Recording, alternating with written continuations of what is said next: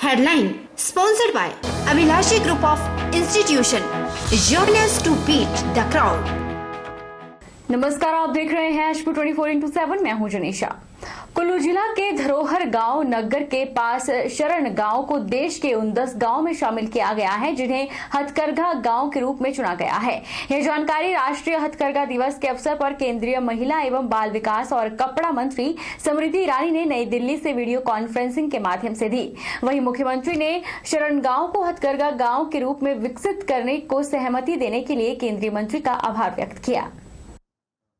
मुख्यमंत्री जयराम ठाकुर ने जिला कांगड़ा के देहरा से वीडियो कॉन्फ्रेंसिंग के माध्यम से लोगों को संबोधित करते हुए कहा कि वर्तमान में लगभग 20,000 लोग हथकरघा उद्योग से जुड़कर अपनी आजीविका कमा रहे हैं। हिमाचली शॉल और टोपी विश्व प्रसिद्ध है। कुल्लू और किन्नौरी शॉल को भारत सरकार द्वारा हथकरघा संरक्षण अधिनियम के अंतर्गत आरक्षित किया गया है और इन दोनों उत्पादों का पेटेंट करवाया गया है। मुख्यमंत्री ने कुल्लू में धरोहर गांव नग्गर के पास शरण गांव को हथकरघा गांव के रूप में विकसित करने को सहमति देने के लिए केंद्रीय मंत्री का आभार व्यक्त किया। उन्होंने कहा कि इसके अंतर्गत केंद्र सरकार ने 118.63 लाख रुपए स्वीकृत किए हैं, जबकि राज्य सरकार इसमें 13.40 लाख रुपए का योगदान देगी। मुख्यमंत्री ने कहा कि राज्य के कुल्लू, मंडी और कांगड़ा जिलों में राष्ट्रीय हथकरघा विकास कार्यक्रम क्रियान्वित किए जा रहे हैं। इस कार्यक्रम के अंतर्गत 10 हथकरघा समूहों के लगभग 2500 बुनकरों को वित्तीय सहायता प्रदान की गई है।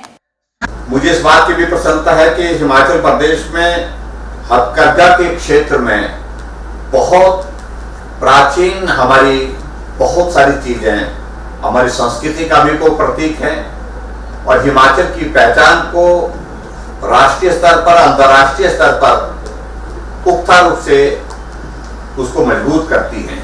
उस दृष्टि से जहां तक शरण गांव की अगर मैं बात करूं, बहुत प्राचीन गांव है ये और वो रोजगार का भी एक बहुत बड़ा वहां पर माध्यम है और उसके साथ साथ में हमारे हिमाचल प्रदेश के हथकरघा के माध्यम से जो भी प्रोडक्ट बनते हैं, चाहे वो कुल्लू का शॉल है, चाहे वो कुल्लू का मफलर है, चाहे कुल्लूवी हमारी टोपी है, इस सारी चीज को एक अलग पहचान देते हैं। मंडी जिला के जोगिंद्रनगर में प्रदेश और केंद्र सरकार के द्वारा जारी विभिन्न विकासात्मक कार्यों की धनराशि खर्च न करने पर प्रदेश भाजपा सरकार के वरिष्ठ और जल शक्ति राजस्व मंत्री महेंद्र सिंह ठाकुर ने तल्खी दिखाते हुए अधिकारियों को 2 टुक धनराशि अविलंब खर्च करने के आदेश जारी किए हैं। साथ ही वर्ष 2001 से 2020 तक धनराशि खर्च न करने वाले अधिकारियों को अगस्त महीने की 16 और 17 तारीख तक स्टेटस रिपोर्ट दर्ज करवाने की हिदायत दी है।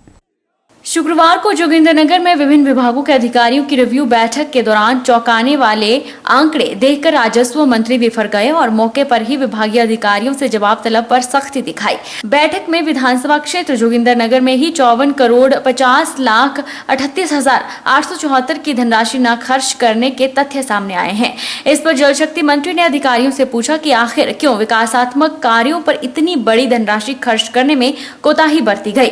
इस पर अधिकारियों ने अपना पक्ष रखा, लेकिन अधिकांश अधिकारियों के पक्ष पर जल शक्ति मंत्री संतुष्ट नहीं दिखे।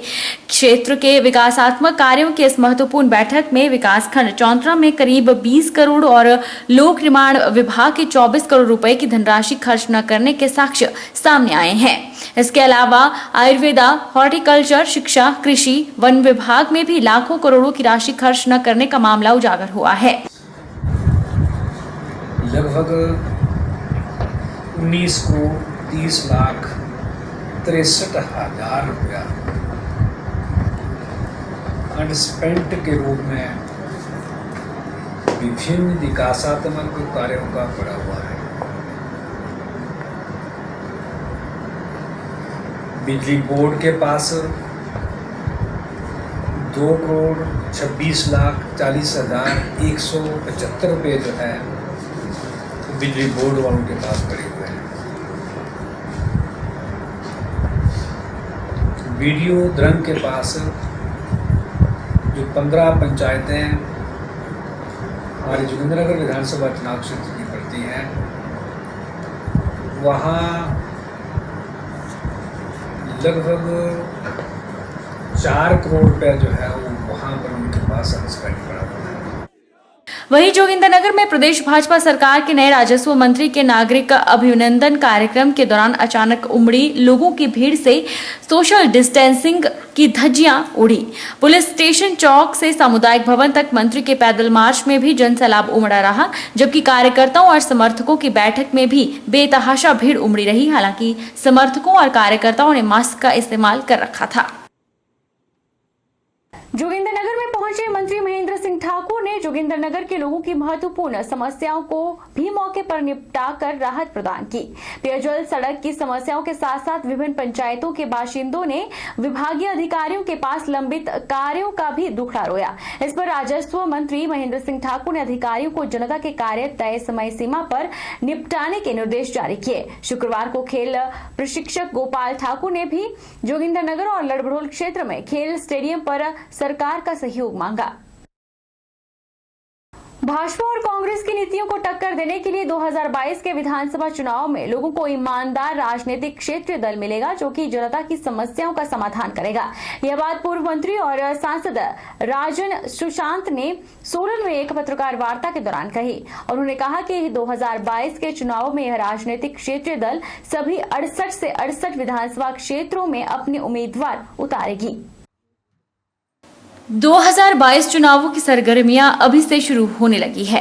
भाजपा और कांग्रेस की नीतियों को टक्कर देने के लिए अब सूबे में अलग राजनीतिक क्षेत्र दल बनेगा, जिसमें कि ईमानदार लोग भाग ले सकते हैं। ये बात पूर्व मंत्री और पूर्व सांसद राजन सुशांत ने कही। उन्होंने कहा कि नवरात्रों में इस क्षेत्रीय दल के नाम की घोषणा की जाएगी। राजन सुशांत ने दावा किया कि प्रदेश की जयराम सरकार सत्ता सुख भोग रही है और जनता की समस्याओं से अनभिज्ञ है।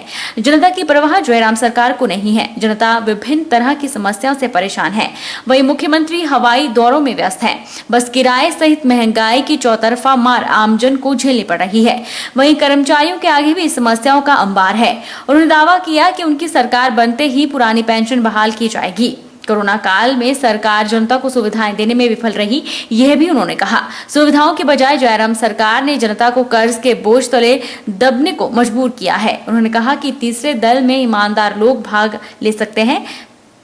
सोलन में तो तूफान आएगा, देखो तो सही थोड़ा। सोलन वाले देख नहीं रहे हैं यहाँ क्या क्या हो रहा है। सोलन में क्या नहीं हो रहा, जमीनें बिक रही हैं, बड़े बड़े स्कैंडल आ रहे हैं। हेल्थ स्कैंडल की जन्मभूमि प्रोडक्शन फैक्ट्री सोलन से है। फर्जी डिग्रियां वाली यूनिवर्सिटी सोलन में है। प्रॉपर्टी डीलर बड़े बड़े तगड़े सोलन में हैं।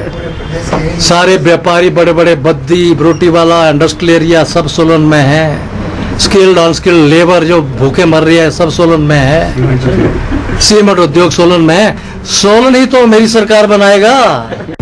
बिल्कुल ही संतुष्ट नहीं हूँ, प्रदेश सरकार काम कर ही नहीं रही है। ने 29 जुलाई को पालमपुर से घोषणा की है और उसकी शुरुआत कर दी है। विधिवत इसकी घोषणा आगामी नवरात्रों में अक्टूबर में करेंगे। रुकेंगे छोटे से ब्रेक के लिए, ब्रेक के उस पार फौरन लौटेंगे।